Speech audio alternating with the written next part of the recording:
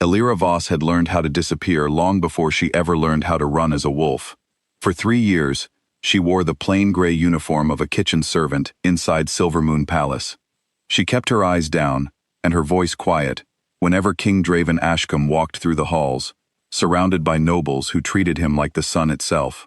No one in that palace knew her real name.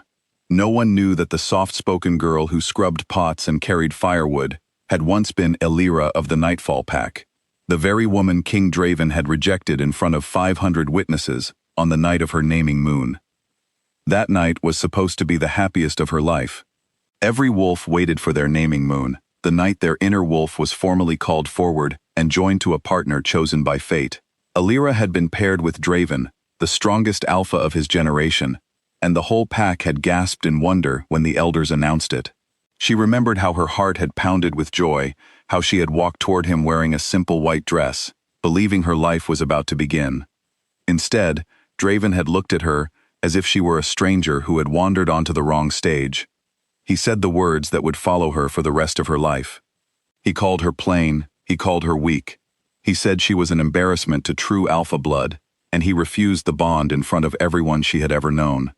The crowd had gone silent, then began to whisper, then began to laugh. Her family lowered their heads in shame. Her own wolf, wounded so deeply by the humiliation, curled into a tight, silent ball somewhere deep inside her, and refused to answer her call ever again. A wolf that does not answer its human is considered broken, cursed even. Pack elders whispered that something must be deeply wrong with a woman whose own wolf abandoned her. So Elira did what broken, humiliated people often do. She ran. She left her home, her family, and her pack behind, and she hid herself in the last place anyone would think to look for a former alpha's rejected mate, the kitchens of the very palace where Draven now ruled as king. She told herself she only wanted to watch him from a distance, to understand the man who destroyed her life so completely. In truth, some small and foolish part of her still hoped that one day he would look closely enough to recognize her, and that recognition would come with regret. But 3 years passed, and Draven never looked twice at the quiet servant girl, who brought bread to his table and flinched whenever his boots echoed down the hall. Life in the kitchens was hard, but it was honest work, and Elira found a strange kind of peace in it. She rose before dawn to knead dough. She learned which herbs calmed an upset stomach, and which spices the cooks favored for the royal feasts. She made a few quiet friends among the other servants, especially an older woman named Mira, who ran the kitchen, and never asked questions about the sadness that sometimes crossed Elira's face. Elira told herself that this smaller, simpler life was enough. She told herself she did not need her wolf, and she did not need a king who had once looked at her like she was nothing. But some nights, alone in the small servant's room she shared with 2 other girls, she still tried to reach inward and call to Sable, the wolf who had once been her closest companion, her second heartbeat. And every night, silence answered her. It was the loneliest kind of silence, the kind that made her wonder if a part of her had died on that stage 3 years ago, and simply forgotten to stop breathing. Everything changed on the night the Alpha Summit came to Silvermoon Palace. Once every generation, the 7 royal alphas of the neighboring kingdoms gathered together to settle disputes over land, trade, and power. This summit was more important than most, because a long and bitter argument over the borderlands between 2 kingdoms threatened to spark a war that could cost thousands of lives. But there was a second, equally important purpose to the gathering. The ancient rite required the summit to choose a mate champion, a wolf whose bond would protect the gathering itself, drawing strength from every alpha present and weaving it into a shield of unity. It was considered the highest honor a wolf could receive, and also one of the rarest, because the rite demanded something almost impossible to find, a wolf who was strong, unclaimed, and still able to answer the old call, untouched by any pack bond or broken silence. The great hall of Silvermoon Palace filled with nobles from every kingdom on the night of the summit. Silk banners hung from the high stone ceilings, and candlelight glittered off crowns and jeweled collars. Elira had been assigned, along with several other servants, to carry trays of food and wine through the crowd. She kept her head down as always, moving quietly between the tables, invisible among the glittering guests. The ritual master, an old and solemn man named Corvin, stepped into the center of the hall carrying a small silver bell. He explained to the gathered alphas that the bell had been blessed centuries ago to find the one wolf in the room whose inner spirit could still answer the old call.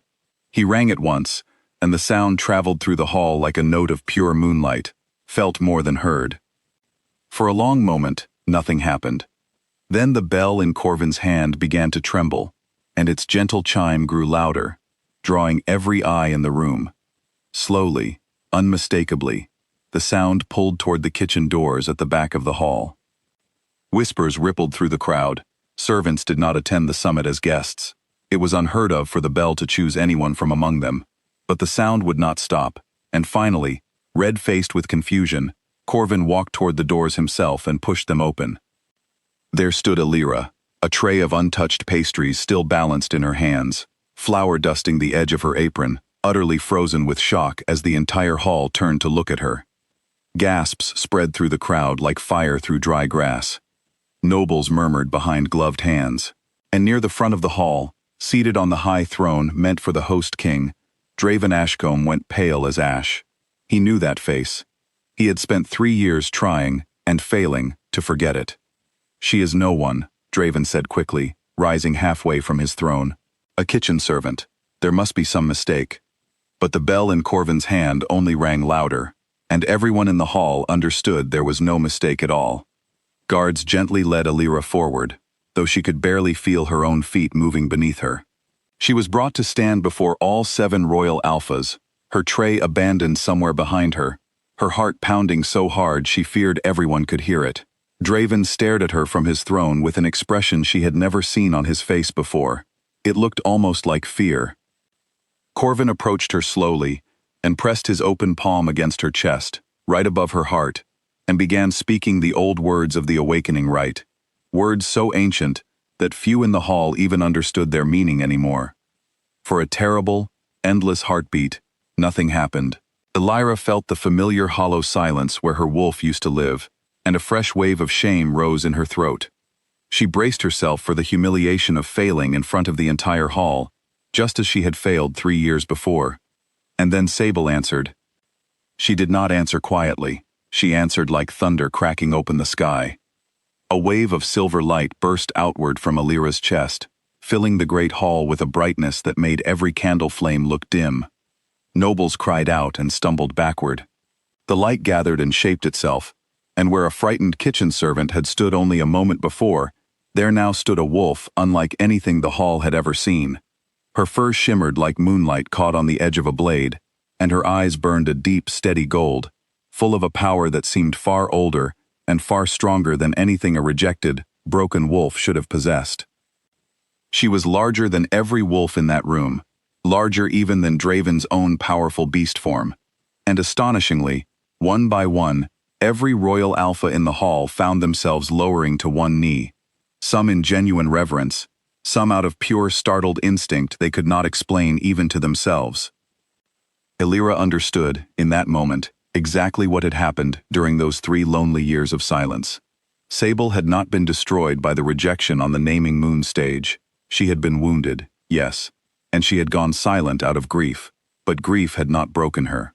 It had reshaped her, slowly and quietly, in the dark, into something new, something that no longer needed anyone else's claim to know its own worth. A wolf who had rebuilt herself from nothing did not answer to old chains, and she certainly did not answer to a king who had once decided, without even asking, that she was not enough. Draven rose unsteadily from his throne, his crown nearly slipping from his head as he stepped down toward her, both hands outstretched like a drowning man reaching for the shore. "Alira," he said, his voice breaking in a way she had never once heard from the proud king who had rejected her. "I didn't know. If I had known who you truly were, who you truly are, I would never have." "You didn't ask," Alira said quietly, and though her voice was soft, it carried through the silent hall like a final judgment written in stone. "You decided I wasn't worth asking." The hall remained utterly silent, every noble and alpha holding their breath, waiting to see what the once rejected servant girl, now revealed as an awakened wolf of extraordinary strength, would say next. Word spread instantly among the other alphas that an unclaimed wolf of this power was more valuable than any border dispute, more precious than any treaty being argued that night. Two of the visiting alphas stepped forward almost immediately, offering alliances, offering kingdoms, offering crowns of their own if she would bind herself to their courts instead. Alira looked at each of them in turn, feeling something she had not felt in 3 long years, the simple, quiet power of being the one who got to choose. She did not choose Draven. She did not choose any of them. "I bind myself to no crown," she said, and as the words left her lips, Sable's silver light flared brighter still around her, sealing the declaration as sacred and unbreakable, exactly as the old rite demanded. "I hid in these kitchens for 3 years because I believed my worth depended on being wanted by someone who threw me away without a second thought. I do not believe that anymore. I will protect this summit tonight, because innocent lives depend on peace being kept, but I belong to no one but myself." With that, the ritual proceeded exactly as the ancient laws required, and Sable's strength wove itself gently around the entire hall for the remainder of the summit, holding the peace steady while the 7 kingdoms finally settled their long and bitter dispute over the borderlands without a single drop of blood spilled. Many in the hall would later say it was the calmest, most orderly summit in living memory, and they credited the strange, glowing peace that seemed to hang over the room from the moment the once invisible kitchen servant stepped forward and became something extraordinary. When the summit finally ended near dawn, Alira walked out of the great hall on her own 2 feet, no longer a servant hiding in the shadows, but the free and unclaimed alpha, whom every kingdom in attendance now spoke of with quiet awe. She did not look back at Draven as she left, though she felt his eyes on her the entire way to the door. Within days, the story of the kitchen servant who had humbled 7 royal alphas spread through every kingdom along the trade roads. Offers of crowns, courts, and alliances followed her for years afterward, carried by messengers on horseback, and whispered in marketplaces far from Silvermoon. She accepted none of them. Instead, she traveled where she pleased, helping smaller packs who had no protection of their own, and slowly building a quiet reputation, not as anyone's queen, but as a wolf who kept her own word and needed no throne to prove her worth. As for Draven Ashcombe, he ruled Silvermoon for the rest of his life, carrying a truth that never grew any lighter with time. He had once held the heart of the strongest, gentlest wolf his generation would ever know, and he had thrown it away in a single careless moment, chasing an image of perfection that meant nothing at all compared to what he had actually lost. Every year, when the naming moon rose again over the kingdom, the story of the rejected servant girl was told a little differently, in a little more villages, passed from parents to children, until it was no longer only Alira's story. It became a lesson, told and retold at naming moonfires across many kingdoms, that what breaks quietly in the dark does not always stay broken, and sometimes, when it finally returns, it returns far stronger, far braver, and far more unshakable than anyone ever imagined it could be.